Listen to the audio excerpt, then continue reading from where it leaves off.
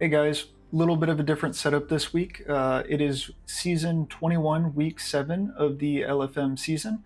We'll be racing Imola this week, and I wanted to start by showing you something. First off, since we'll be racing Imola, decided that we're going to give the old Ferrari 296 a try and step away from the McLaren for a second. With that being said, that doesn't mean we're never going to race with the McLaren again. I thought it would be cool to try a couple different cars. And since I needed to buy the DLC for Imola anyways, I gave the Ferrari 296 a try, and I really enjoyed it. So if you don't have it, I personally think it's worth a buy. Um, I did it make me any faster? Who knows? But it turns in great. It's super forgiving. It sounds great, and I really enjoyed it. And with that being said, this is the one thing that I'd like to show you if you've never changed your car in LFM. So in LFM, you select which car you're going to use, and when you go to join the server, if we go to server list, you need to make sure. Say we select this one, you need to make sure to change your car here, or it won't allow you to join the server. So I actually got hung up on that for a second, which you'll see in race one. I joined qualifying about halfway through because I couldn't figure out how to change my car. So again, you don't change it here. You have to go to the server list and change it here. All right. So on to two races today. So on to race one, and I hope you enjoy. We start week 7 slightly on the back foot. If you can see, it was raining for the first part of qualifying. It had just stopped, and got wet tires sliding all over the place, and just trying to find some traction here. So this is part of the qualifying where I just run a bit wide, get up on the curb, and toss the lap altogether. So unfortunately, as per the last couple weeks, we're going to be starting on the back foot here, unable to put a qualifying lap together.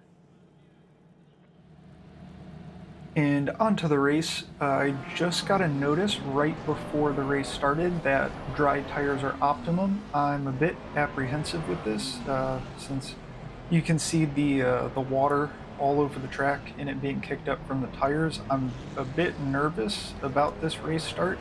I've never started in the rain on slicks.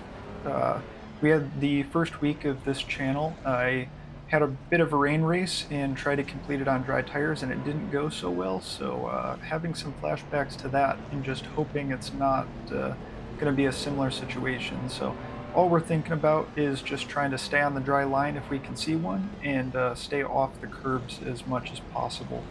You can see with the tire indicator in the bottom right, my tires are going frigid, so I have no idea how this first lap is going to go, and we're just going to try and keep it as even keel as possible, and see if we can make it through the first lap unscathed.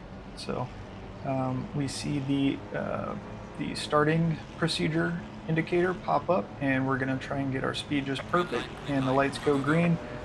Wasn't really sure what the purple car was doing in front, and then I saw everybody sliding and honestly just got a bit nervous. So I decided it would be best for me to just fall all the way back and see what's going on. So we're at the back of the grid now. We had started 19th, now in 22nd, but we're gonna slot in behind this black McLaren, and this will not be the last time we see this black McLaren, as we have quite a few run-ins with him during this race. So at this point, just trying to figure out where the grip level is and trying to better understand how to drive in the rain. I still don't have that much practice, and it's definitely a sticking point for me. So we see our first wreck of the race, just trying to pick our way through here as cleanly as we can. And if we take a better look at that, you can see this BMW at the top of the screen is disconnecting, and unfortunately the car behind him ends up rear-ending him as he comes back into frame. So that's what started the wreck, and just happy to not be involved in it. But that's not the last we'll see of that BMW flickering back and forth. So Now actually we're behind him, making our way down the back section of the track here, and just trying to pick our spots as good as we can, and see where the traction is. But all of a sudden, I had noticed that there was quite a dry line on this side of the track, and it gave me a little bit of confidence to push my limits just a little bit, and see if we could make it through all right. So just slotted in here in 20th position and trying to be as clean as we can, and not get involved with any of these cars out in front that are tussling for position. So we make our way down past Variante Alta, and down towards Rivasa, and that BMW, there he goes flickering again, and it was really difficult to drive dealing with that, especially because, as we see later on in this lap, we are quite a bit faster than the BMW.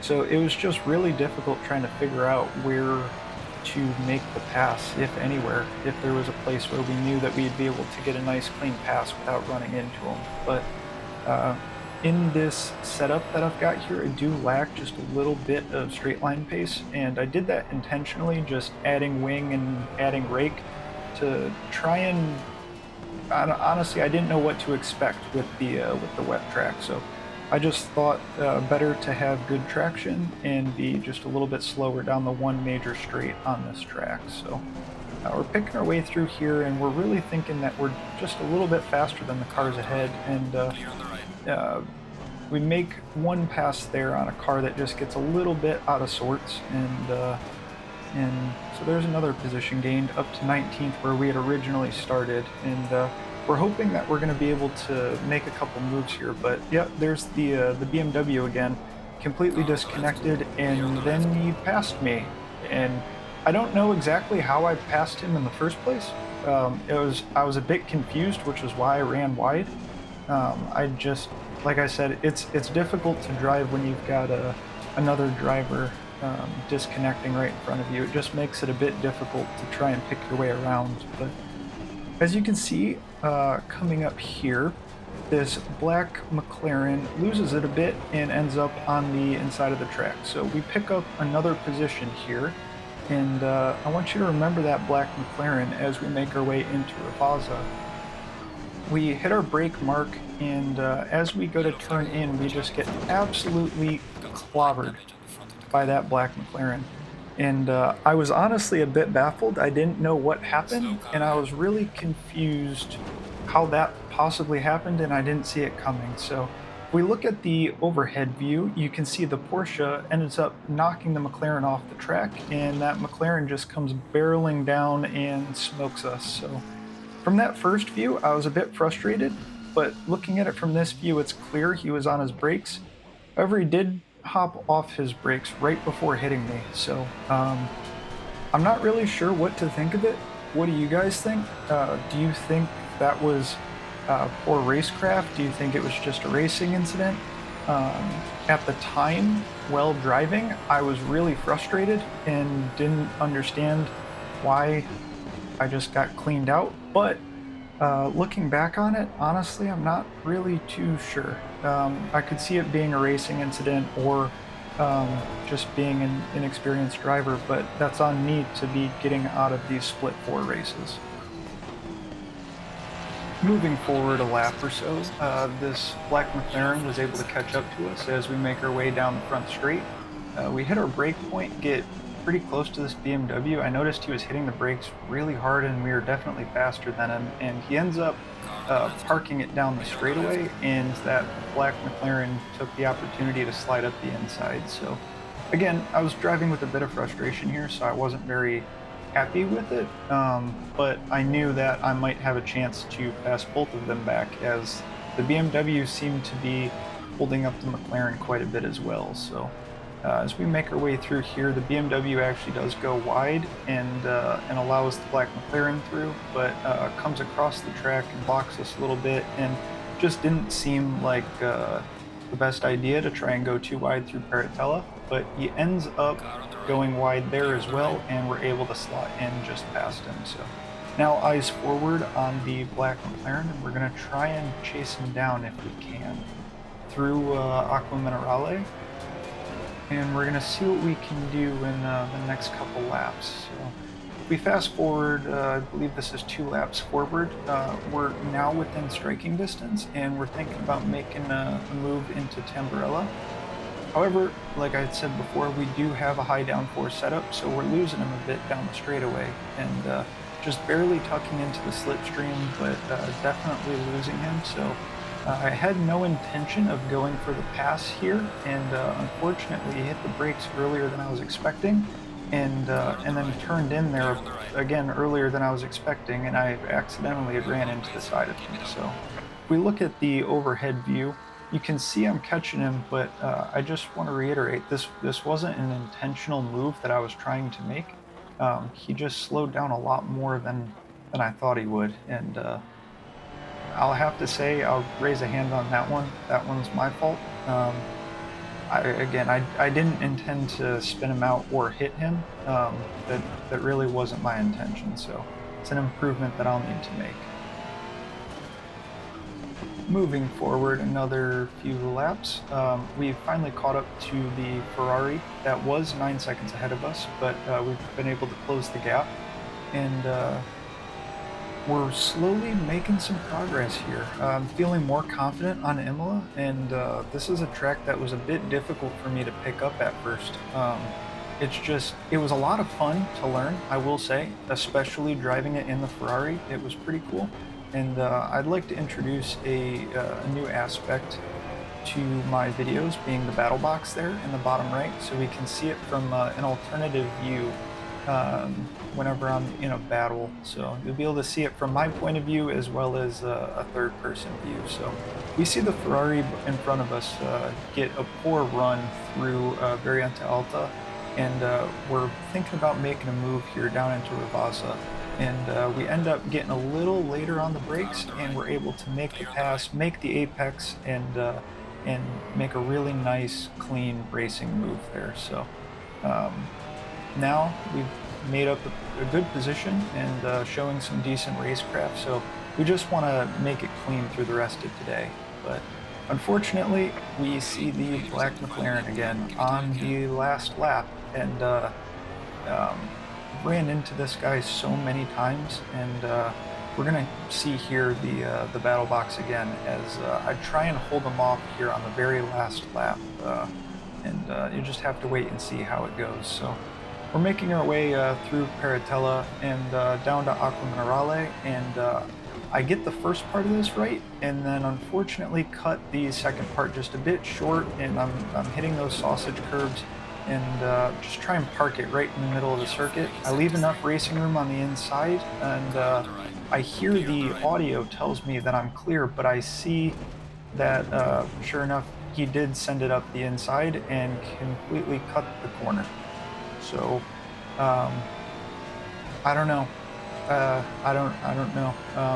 I probably deserved it from the previous move that I had made when I spun him off, but again, at the time, I didn't feel like I had done anything wrong, and I was just a bit frustrated. But I see now through the replays that that wasn't quite the case. So as we fast forward to our final time down the straightaway, we're going to come home in P17 for an ELO drop of 33 and a safety rating of plus 0.02, even with all the incidents that we had today. On to race 2. We start race 2 in position 10 with a decent qualifying lap, but definitely not the best lap we've put on so far. But as the lights go green, we're just trying to make it through as safe as possible. We don't want to get into any contact like we did in race 1, hoping for no major incidents as we get ran just a touch wide, and just, again, trying to make sure that we're not getting hit here and make it as clean as possible. But does this Ferrari absolutely hate the sausage curbs? And it never fully bit me, but I'd cringe a little bit every time I'd hit one. So making our way through these sequence of turns, we've got just a touch of free air, and and slot in right behind this BMW in front of us, and we got a BMW behind us as well. And unlike the first race, we make it through relatively clean in this back section here, and beautiful sunset for this race. The temps were a little bit low, so it's excellent racing weather for us. So really looking forward to not having to worry about the wet or anything like that, and making our way through here, trying to be as clean as we can. Tires are still just a bit cold. Haven't fully warmed up yet, and I'm sliding around a bit and struggling, especially with the lower temps, but we're making do where we can. So making our way through the chicane, a lot of sausage curb in both cases, and we make our way down towards the final sequence of turns for lap 1. And unfortunately, there's quite a big pileup right in front of us. We see it though, so we hit the brakes, make sure that we're not hitting them, and we get hit from behind, unfortunately. So I'm going to chalk this one up to a racing incident, as we're going to take a look at the replay here and see exactly what happened. So looking at the overhead, just come in, I hit the brakes, and unfortunately just got rear-ended there. Not two things about it. It just, unfortunate racing incident, first lap mishap. We'll chalk it up to what it is. So at the end of the day, we are P20, unfortunately losing 10 positions because of that. So that bit is rather unfortunate. Moving on to our first battle of the race.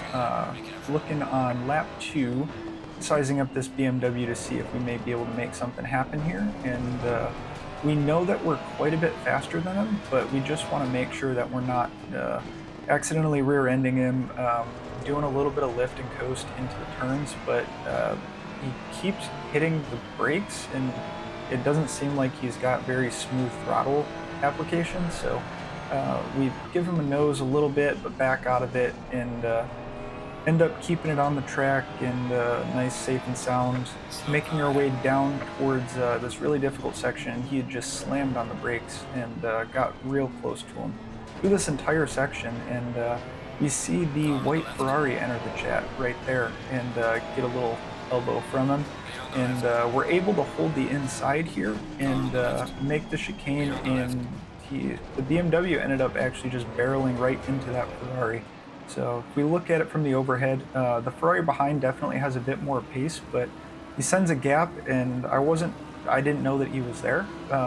Now seeing him though, just holding the inside line, and yeah, that BMW just came right up the inside and took them both out. So we've got a little bit of room behind us to work with now, but moving forward just a little bit, we are making our way down towards the final chicane here.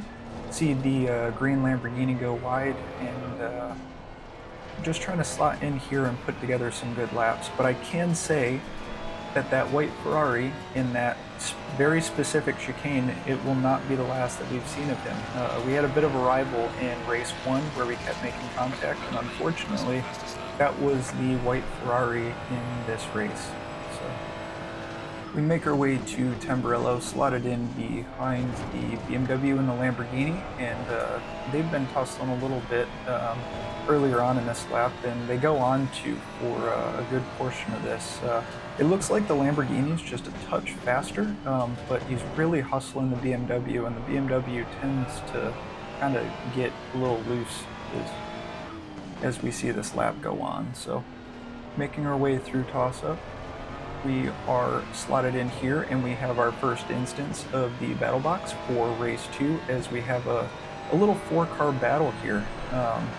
Making our way into Paratella, we are doing our best to try and stay close here into Acqua Minerale, but we don't want to be too close, as we're not fully sure when everybody's going to be braking. And we see that white Ferrari again get real close and go for a gap that never existed. And fortunately, we were able to get in front, get back to the racing line, and I see him just fly up the inside and completely blow the chicane. And because I couldn't get to the apex, unfortunately we got passed again by another black Ferrari. So if we look back at it, you can see that white Ferrari carrying way too much speed and just basically trying to muscle me out of the way. And as I get back to the racing line, he's flashing me like crazy and just throws it right down the inside and cuts the chicane. So it was unfortunate.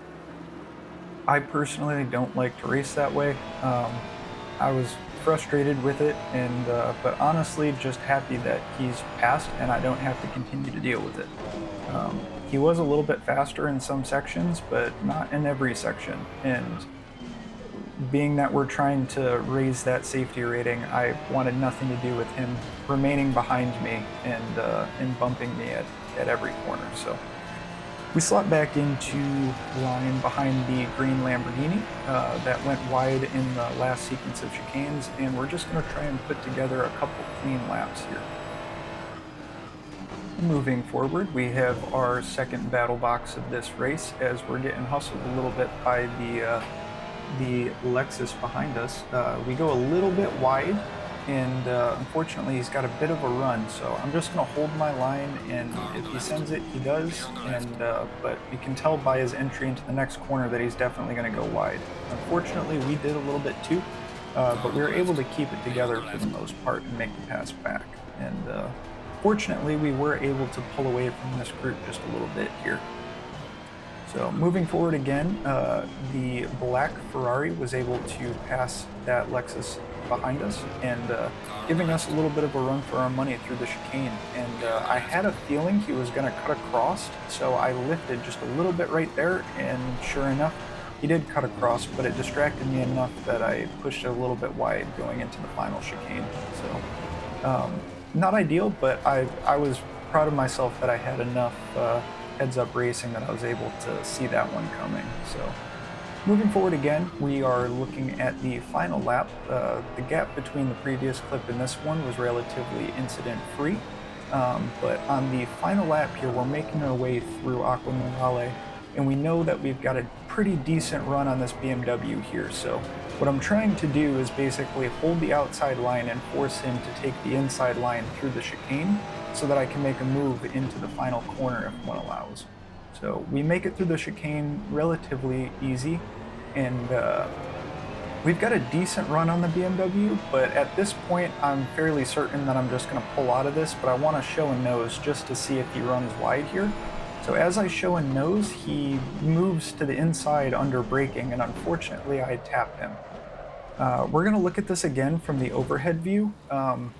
What do you think? To me, this is moving under braking. I would have made the turn. I just I wasn't expecting him to move under the brakes, and unfortunately, we ended up paying for it by tapping him, and both of us ended up losing a position. So I felt bad, but is that one my fault, or is that something that I should see coming?